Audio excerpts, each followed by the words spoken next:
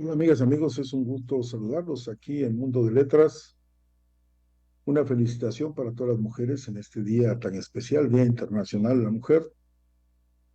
Y vamos a revisar el día de hoy precisamente a una extraordinaria mujer, escritora de origen chiapaneco, y nos referimos, por supuesto, a la gran Rosario Castellanos, esta mujer que hizo historia con ese enorme talento que tuvo y además mujer adelantada a su tiempo, pero que desafortunadamente muere muy joven, precisamente a los 49 años, escritora, ensayista, poeta mexicana, que nace en la Ciudad de México el 25 de mayo de 1925 y muere en Israel el 7 de agosto de 1974 de una forma por demás misteriosa.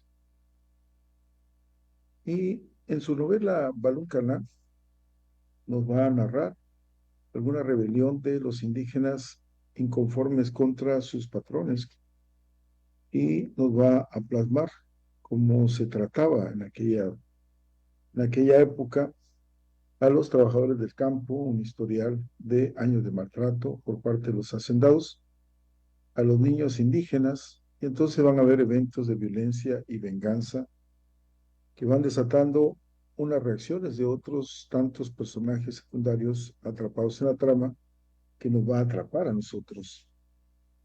Rosario Castellanos va a vivir y nacer en Comitán, Chiapas, en esta bellísima ciudad de las Flores, pueblo fronterizo con Guatemala, un bello lugar de donde procedía su familia y que hasta la actualidad mantiene esa belleza y esa naturaleza que fue pródiga con la ciudad de Comitán. Ahí estudió hasta segundo de secundaria y regresa a la capital mexicana a los 16 años cuando ingresa a la Facultad de Filosofía y Letras. Y precisamente en la Ciudad de México se gradúa de maestra en filosofía en 1950, cuando solamente contaba con 25 años y se va a relacionar con grandes literatos de fama como Ernesto Cardenal, el gran Jaime Sabines y el cuentista guatemalteco Augusto Monterroso. Ella va a viajar como una mujer adelantada a su tiempo a España y ahí va a complementar su formación en Madrid con cursos de estética, estilística, va a viajar a otras ciudades de Europa para que a su regreso ya con esa mirada diferente, esa mirada internacional, va a trabajar en el Instituto Mexicano de Ciencias y Artes y 2 años después va a recibir una beca Rockefeller de poesía y ensayo. Una mujer muy activa que colaboraba en distintos centros de cultura, en revistas, en periódicos, en suplementos culturales, en cuentos, ensayos, crítica literaria, que va a permitir, dentro de su trabajo en el Instituto Indigenista Nacional de Chiapas y en la Ciudad de México, que empiece ella a preocuparse de las condiciones de la vida de estos indígenas y de las mujeres, al darse cuenta de cómo vivían oprimidos en esas condiciones. Y esta experiencia vital fue determinante para esa trayectoria de mujer como activista política, como ella misma señalaba, una mujer que luchó por los derechos de las mujeres. Obtuvo el premio Javier Villaurrutia en 1960 con Ciudad Real, una serie de cuentos. En 1961 obtiene un puesto de profesora de filosofía y literatura en la UNAM, donde estuvo laborando muchos años y luego también en la Universidad Iberoamericana y en las universidades de Wisconsin, Colorado y en la Universidad de Indiana. También fue secretaria de un club, el PEN Club de México, y esta sinceridad para manifestar esa vida interior, pero también ese mensaje de inadaptación, de ese espíritu femenino que luchaba por su libertad, en un mundo que sentía dominado por los hombres y que era también el sentir de la gran mayoría de las mujeres, esa experiencia del psicoanálisis, de revisar su interior y la melancolía van a constituir algunos elementos de su obra. Van a destacar en su poesía, una poesía exquisita, con muy buen ritmo, con imágenes, con figuras literarias, y en esta la trayectoria del polvo. Este poemario, publicado en 1948, y otro poemario, Lívida Luz, en 1960, va a llamar la atención por esa forma de escribir, de componer, llamando la atención de grandes poetas y ensayistas como Carlos Monsiváis y el maestro Octavio Paz, Premio Nobel de Literatura mexicano, para que platique con ellos, conviva con ellos. Y esta poesía completa se reunió en un libro que se llama Poesía No Eres Tú, publicado en 1972. Cuando hablamos de su narrativa, nos damos cuenta que toma muchos elementos de la novela costumbrista, esa novela de Balún Caná, de Comitán, 1957, y Oficio de Tinieblas, en 1962, que merecieron el premio Sor Juana Inés de la Cruz, recreando con esa precisión la atmósfera social, mágica, religiosa de Chiapas, con esta novela de Balún Caná y también con Oficio de Tinieblas. En esta producción literaria, que fue bastante vasta, a pesar de esa corta edad, con la que nos abandona, los textos que más destacaron fueron Apuntes para una declaración de fe, de 1948, De la vigilia estéril, de 1950, Poemas, de 1953 a 1955, publicados en 1957, y Lívida Luz, en 1960, entre tantos otros. Pero también escribía cuentos, y estos libros de cuentos, como Ciudad Real, que se publicó en 1960, Los Convidados de Agosto, y en este relato, el libro que más destacó, en 1964, y Álbum de Familia. Los libros Convidados de Agosto es el más conocido.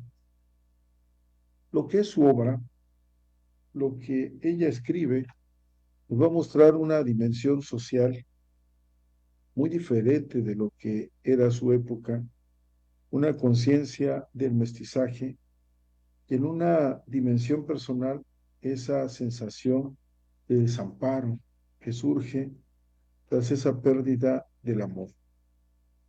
Sus ensayos fueron reunidos en la antología Mujer que sabe latín, esto publicado en 1974, y esta gran mujer, que fue nombrada en 1971 embajadora de Israel, de México en Israel, cuando se encontraba ahí, falleció al cabo de 3 años.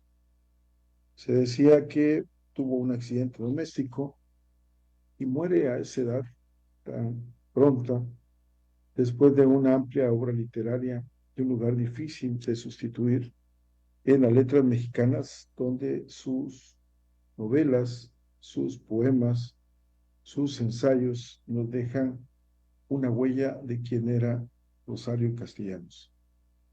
Cuando hablamos de su novela más conocida, pero no por ello la única, de ese trabajo tan vasto que nos lega Rosario Castellanos, vamos a ver la novela de Balún Caná, esa novela que nos relata la historia del dueño de una hacienda en Chiapas, esta hacienda que se encontraba en la parte sur de la República Mexicana, este dueño de la hacienda llamado César Argüello, quien dentro de la novela, que va a tener 66 capítulos pequeños, ve cómo su trayectoria como terrateniente va en decadencia por esa implementación de las leyes de la reforma agraria que se lleva a cabo durante el gobierno del general Lázaro Cárdenas del Río. Y por estas leyes, los hacendados y los dueños de la tierra son obligados a velar por la formación académica de los hijos de sus trabajadores, cosa que no hacían antes de esta reforma. Y entonces los indígenas, al saber que tenían derechos y cuando no se les cumplía, se manifestaron inconformes, se rebelaban en contra de sus patrones y entre ellas el indio mano derecha del capataz de la familia Argüello, que va a ser asesinado. Es asesinado por ellos, así como también el hijo del mismo, presuntamente por venganza, consecuencia de un historial de años de maltrato por parte de los hacendados a los niños indígenas. Estos eventos de violencia y venganza van a desatar esas reacciones de otros personajes secundarios atrapados en una trama en la que hay un claro enfrentamiento de las clases y lo que era el poder. Y veamos ese tipo de lenguaje que ella utiliza, su forma de escribir tan exquisita, tan bien hecha, y entonces coléricos nos desposeyeron, nos arrebataron lo que habíamos atesorado, la palabra, que es el arca de la memoria. Desde aquellos días arden y se consumen con el leño en la hoguera, sube el humo en el viento y se deshace, queda la ceniza sin rostro, para que puedas venir tú y el que es menor que tú y les baste un soplo, solamente un soplo. Este es el libro donde viene de esto que se estaba leyendo, pero voy a empezar con un apóstrofe diciendo, nosotros no hacemos más que regresar. Hemos cumplido nuestra tarea, nuestros días están acabados. Pensad en nosotros, no nos borréis de vuestra memoria, no nos olvidéis. El libro del consejo. Esa cita que va a dejar al principio de su novela y nos va narrando con esos diálogos de una forma tal que dice, no me cuentes ese cuento, Nana. ¿Acaso hablaba contigo? ¿Acaso se habla con los granos de anís? No soy un grano de anís. Soy una niña y tengo 7 años, los 5 dedos de la mano derecha y 2 de la izquierda. Y cuando me yergo puedo mirar de frente la rodilla de mi padre. Más arriba no. Me imagino que sigue creciendo, como un gran árbol y que en su rama más alta está agazapado un tigre diminuto. Mi madre es diferente. Sobre su pelo tan negro, tan espeso, tan crespo, pasan los pájaros y les gusta y se quedan. Esa era la forma de escribir de Rosario Castellanos, que nos va narrando esta parte de la historia en su novela y nos va mostrando de una forma que es fácil de imaginarse si no veamos. Mi nana me lleva de la mano por la calle, las aceras son de lajas pulidas, resbaladizas, y lo demás de piedra, piedras pequeñas que se agrupan como los pétalos de una flor. Entre sus junturas crece hierba menuda que a los indios arrancan con la punta de sus machetes. Hay carretas arrastradas por bueyes soñolientos, hay potros que sacan chispas con los cascos y caballos viejos a los que amarran de los postes con una soga. Se están ahí el día entero, cabizbajos, moviendo tristemente las orejas. Acabamos de pasar cerca de uno. Yo iba conteniendo la respiración y arrimándome a la pared, temiendo que en cualquier momento el caballo desenfundara los dientes, amarillos, grandes y numerosos, y me mordiera el brazo. Y tengo vergüenza porque mis brazos son muy flacos y el caballo se iba a reír de mí. Y esto que acabamos de revisar, una forma hermosa de escribir como podemos ver, pero vean también todas estas figuras literarias que utilizan. Los balcones están siempre asomados a la calle, mirándola subir y bajar y dar vuelta en las esquinas, mirando pasar a los señores con bastón de caoba, a los rancheros que arrastran las espuelas al caminar, a los indios que corren bajo el peso de su carga, y a todas horas el trotecillo diligente de los burros. que acarrean el agua en barriles de madera. Debe ser tan bonito estar siempre como los balcones, desocupado y distraído, solo mirando cuando yo sea grande. Qué bello todo este tipo de lenguaje, todo esto que nos está narrando. Ahí solamente estamos al principio de la novela y vean qué forma. Las paredes del salón de clase están encaladas. La humedad forma en ellas figuras misteriosas que yo descifro cuando me castigan sentándome en un sillón. Cuando no me siento frente a la señorita Silvina en un pupitre cuadrado y bajo. La escucho hablar.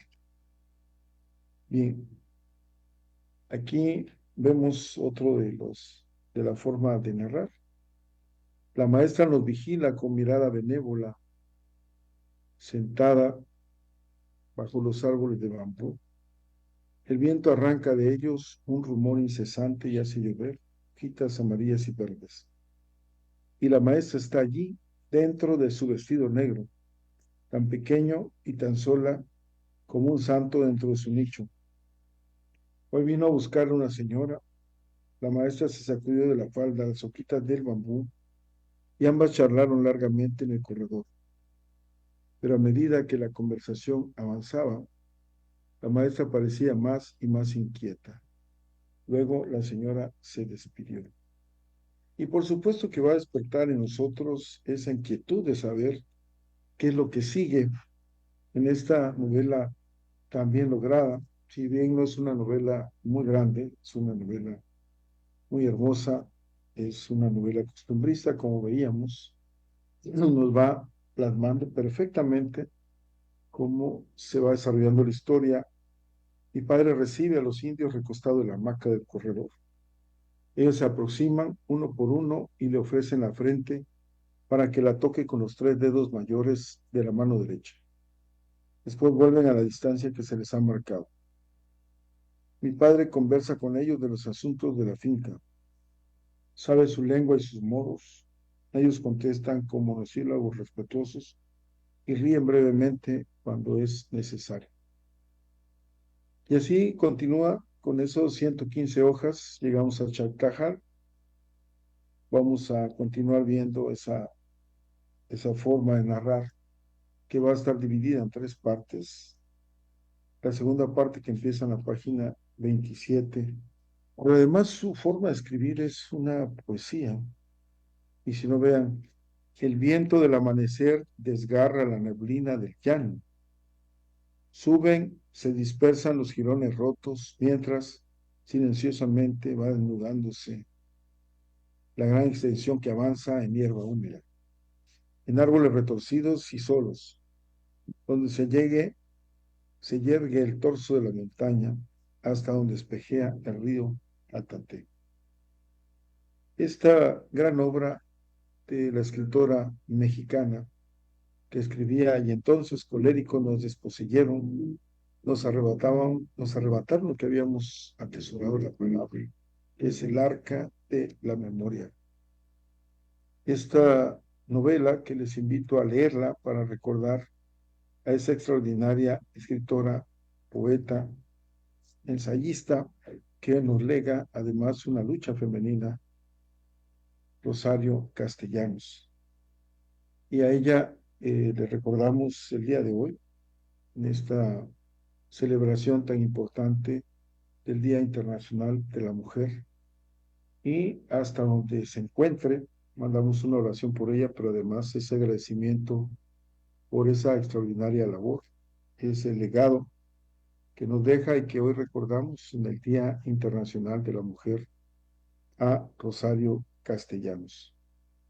Un abrazo, amigas y amigos. Los invito a seguir, por supuesto, los noticieros en la mañana y en la tarde, a continuar con esta programación de Ultimátum MX y, por supuesto, a leer esta novela y a felicitar a todas las mujeres que estén cerca de nosotros, reconocer esa extraordinaria labor que realizan día a día. Un abrazo para todos y no se olviden de sonreír y nos vemos aquí en Mundo de Letras.